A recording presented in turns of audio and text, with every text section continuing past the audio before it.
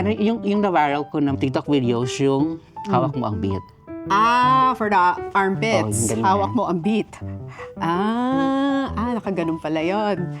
Kaya ka nag-viral. Yes. That video, maraming mga bashers. Anong sinasabi nila? Yung iba, kabaklaan. Kung bahala kayo dyan, wala naman akong nagawang kasalanan sa inyo. Ito ako. Bading ako. Pero, may time din pala na kahit positive person ka, dumaan ka rin sa depression. Yes. Parang hindi ko na kaya. Kung saan ako kukuha. Parang nagsing talaga sa mind ko ng magpakamatay.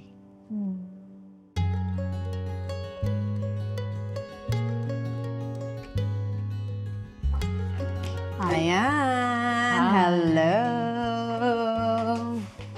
Kailan nangyari yung Pitik Queen? And Sino tawag mo? from my followers din. Mostly all my dances is meron siyang soft move and pitik. And after nun, yun, every posting ko, nilagay ko doon Pitik Queen and Ayan moves. Paano ba yun? Pwede mo bang ipakita sa amin live? Ganito. Tinuturo mo ba yan sa mga estudyante mo noon? Hindi. Para sa'yo lang talaga? Yes. Okay, so pwede bang bigyan mo kami ng one-on-one tutorial? Ganito. Okay. Okay, soft moves muna. Soft moves muna. Tapos pitik. Okay. And then? Ganon. Left and right na pitik. Left and right pala yun. Okay, tapos? Ano, yung na-viral ko ng TikTok videos, yung hawak mo ang beat. For the armpits. yung ganun Hawak na. mo ang beat. Nakaganon pala yun. Kaya ka nag-viral. Yes. Nagulat ka na nag-viral? Opo. Si Ayan kasi is really from Mindanao, sa Yes, from South Mindanao. Cotabato. Yes po. Tapos ang trabaho niya talaga ay actually teacher muna. Teacher, 10 years 10 years na teacher, and 3 years as secretary. secretary sa mission school. Opo. Tapos ngayon, Connected pa din sa school. you're still working dun sa school. So Yes. meron talaga siyang legit na job. Hindi lang siya talaga nag-start as content Content, creator. yeah. And he is also a graduate. Bachelor of Science in Community Development. And balita ko, ikaw ang kauna-unahang nakagraduate sa family mo. Yes po. Wow. So, grabe talaga. Hindi mo masasabi yung buhay, no? Opo. Parang sa isang iglap, pwedeng magbago lahat. Yes. Nag-viral ka kasi last year. Tapos last parang year. after nun, Yeah. sunod-sunod Sunod-sunod na. Sunod-sunod na yung mga pagbabago sa buhay mo. Yes. Bali ano nun, inabit ako ng friend ko. Isa rin siyang teacher. And then, sinabi niya sa akin na maging ninong ako sa pamangkin niya. So, I attend. Nag-start muna as a ninong. Yeah. Okay. After nun, marami kaming kinain. Tapos sabi ko sa kanya, mag-TikTok tayo kasi para mapawisan tayo. Yeah. Pampaburn pala ng Yes. kinain ito. After naming nag-TikTok, tapos in-upload ko na-shock ako po eh. Maraming views and maraming nagko-comment. Parang that video, maraming mga bashers. Anong sinasabi nila? Yung iba, kabaklaan. Yan mostly yung kino-comment doon sa aking videos. And minsan, nag-reply din ako, confirm na po, Becky talaga ako. Nire-reply mo. Oo. Yes. And minsan may mga below the belt na mga comment, pero hinahayaan ko lang. And nung gabi, after na-upload ko yung video, na-increase na siya hanggang 100,000, hanggang million. Oh my God. So, na-check ko yung earnings ko sa Facebook kasi yung Facebook ko is na-monetize siya last September. Oh my God. Nag-increase yung aking earnings. Naka-earning. Yeah. Sabi ko, bahala kayo. As long as malaki yung earnings ko, itutuloy ko to. As long as my followers are happy, I continue doing it. I continue the soft moves with Pitik. The soft moves with Pitik. Yeah. Kaya naman tinaguri ang The Pitik Queen. And yung Pitik sa aking ulo, since elementary. Since elementary naman pala yung Pitik, nando na yon. Yes. And also yung soft moves ko, while doing soft move, kasi idol ko si Shakira. Yun naman pala. The hips don't lie Yes. for the Shakira. Oo. Pero paano mo i-describe yung buhay mo sa South Cotabato? From grade 1 to grade 6, may namubuli na sa akin. Ang binubuli nila sa'yo is dahil malambot? Oo, dahil yung sa aking gender. Oh. Mostly yung sinasabi kapag naglalakad ako sa daan papuntang school, bakla. Kaya usually sa akin, hinayaan ko lang. Pero parang hindi ako nagbati, kahit yung masakit na salita sa kanila. Kung bahala kayo dyan, wala naman akong nagawang kasalanan sa inyo. Ito ako. Bading ako. Kaya yung binabash ka nila dun sa TikTok video mo, parang bata pa, naririnig Oh, yes. mo na yun. Paano yung relasyon mo sa tatay mo? Kasi di ba bata pa lang may pitik na. Oo. Wala, yung relationship namin ni tatay, okay naman. Kasi, well, in fact, 4 kaming Becky sa bahay. Yun naman pala. 4 na Shakira pala to. Sa house. Okay. Oo. 7 kaming magkapatid, 2 yung straight na lalaki, 1 babae, and 4 na Becky. And after nag-graduate ako ng elementary, meron akong kuya. Siyempre, yung papa ko, he expecting na mag-graduate siya ng junior high school. Yung mga tuition, all the kailangan sa school, provide. Kaya nung nalaman ng papa ko na hindi siya nag-graduate, very disappointed siya. So, sinabihan ko yung papa ko, Papa, mag-first year high school na ako, saan ako mag-aaral? Kaya ang sabi niya, wag na. Baka pareho din kayo ng kuya mo. Yung auntie ko, yung kapatid ng papa ko, siya yung nagkuha sa akin. Kaya sinabi niya sa papa ko, since hindi mo siya paaralin, kaya doon na lang ko sa kanya. Nagtampo ka sa tatay mo? Hindi naman.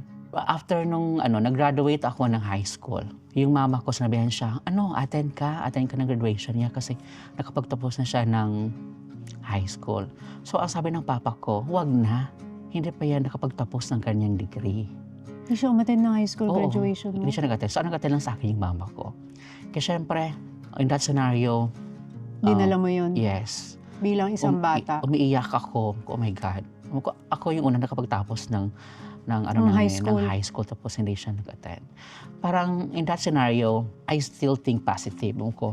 Tatapusin ko ang aking degree para yung tatay ko maging proud sa akin na natapos ko yung aking degree.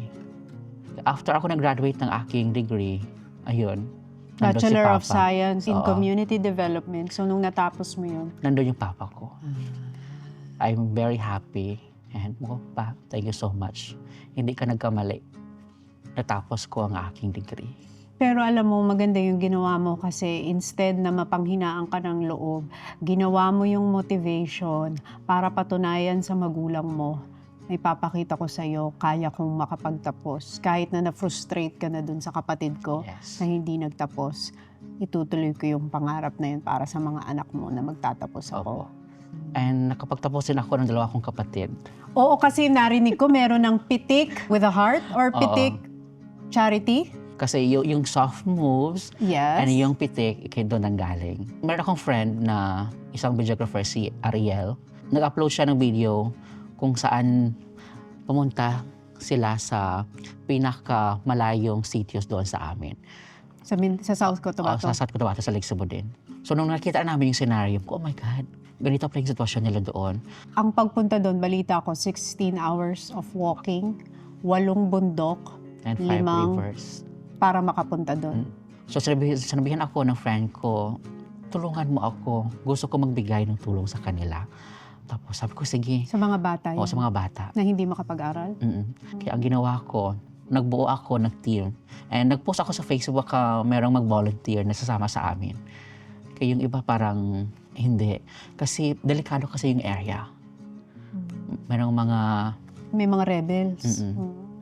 Una namin ginawa is nag-coordinate kami sa aming mayor para pagpunta namin doon, maging safe kami. Paano mo naisipang gawin yun? Kasi kung isipin mo, yung mga content creator, pag nakakuha sila ng salary nila, pwede mo namang gamitin na lang yun para sa sarili mo. Pero ikaw, nagtayo ka ng foundation na Pitik with a Heart, yung kikitain ng content creation mo, i-give back mo sa mga nangangailangan. Parang nainit din sa amin, sa family ko. Kasi yung papa ko is, nag-donate din siya ng lupa para pagtayuan ng public school. Nakita mo sa magulang mo. Parang nag-start doon. And yung sa bahay namin, kaya yung sa likod nun, may malaki pang portion ng lupa. Parang nag-donate din siya para pagtayuan ng simbahan. In that way, parang nasa heart ko din talaga na magtulong. Although mahirap lang kami. Wala talaga yun sa means or kung ano yung estado ng buhay mo.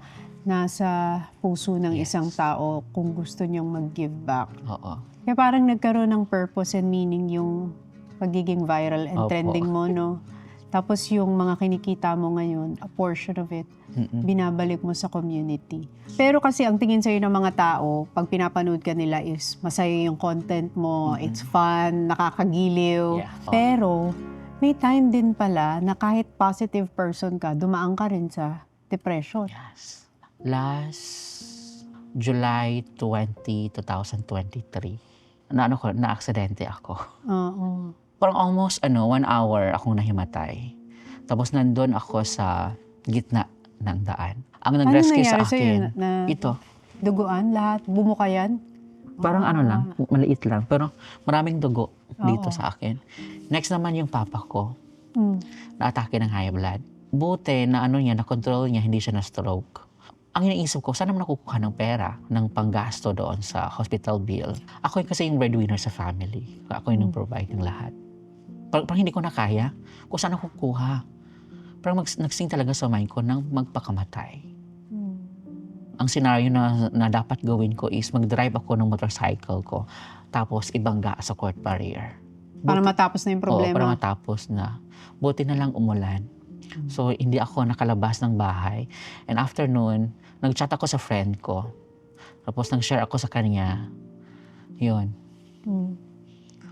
tumulo yung luha ko. Parang in that way, gumaan na yung pakiramdam ko. Kailangan mo lang pala ng isang tao na masabihan Mm-mm. ng bigat ng dinadala mo. Kasi minsan, pag sobrang dami na ng problema, tapos kinikimkim mo lang, parang nalulunod ka. Tapos pagka minsan nahihinga mo sa ibang tao, yung gumagaan yung pakiramdam mo, kailangan mo lang pala ng Yes. hingahan. So nung naihinga yung problema sa kaibigan mo, Naging okay na. okay, Naging okay laban na yung ulit. pakiramdam ko. Laban ulit. And next naman, yung last year, December. So, nung nag-viral yung video ko, so first is, kasi nag-take ako ng bar exam, teacher ako. Hindi ako nakapasa.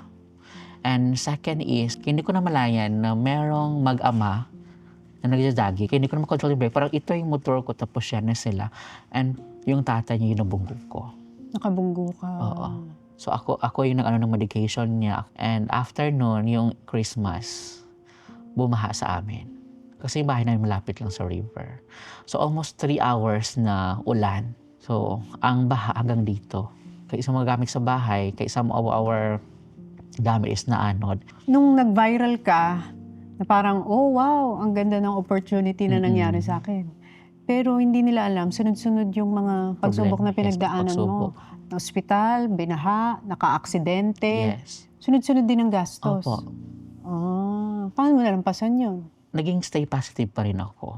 Hmm. Pero itong January, oh my God.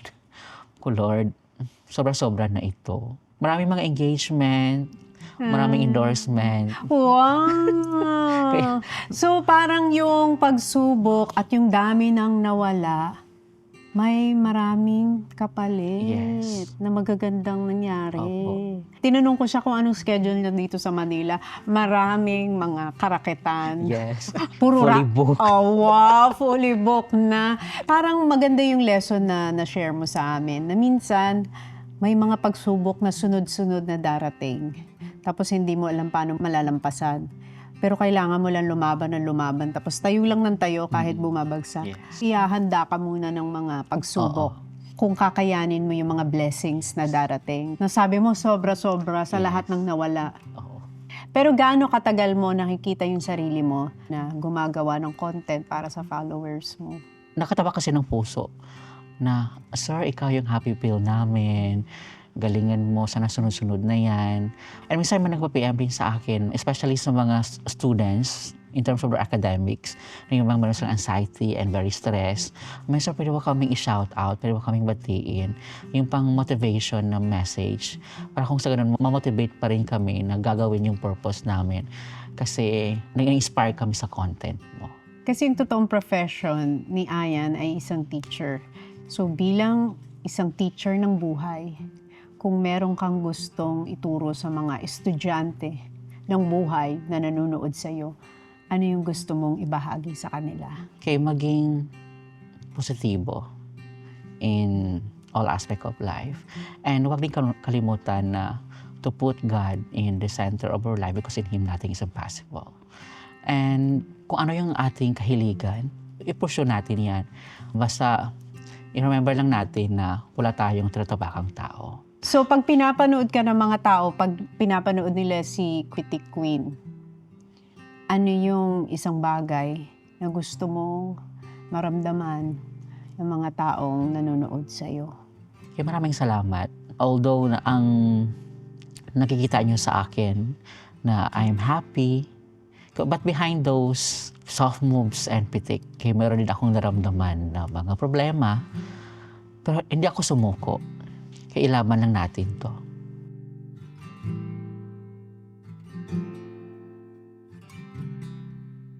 Diba yung mga assistant ko, yung kapag sinabi ng mga followers ko na 10 na pitik, Maya guys, kakapitik lang yan kanina sa kanyang engagement. Pwede isa o dalawa na lang.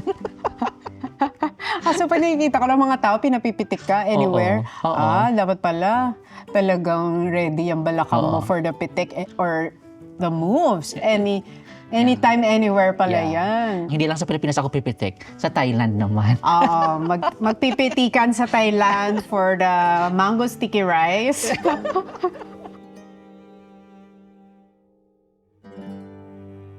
Maraming salamat for watching today's Tony Talks. And for more meaningful conversations like this, don't forget to like, share, and subscribe. Maraming salamat!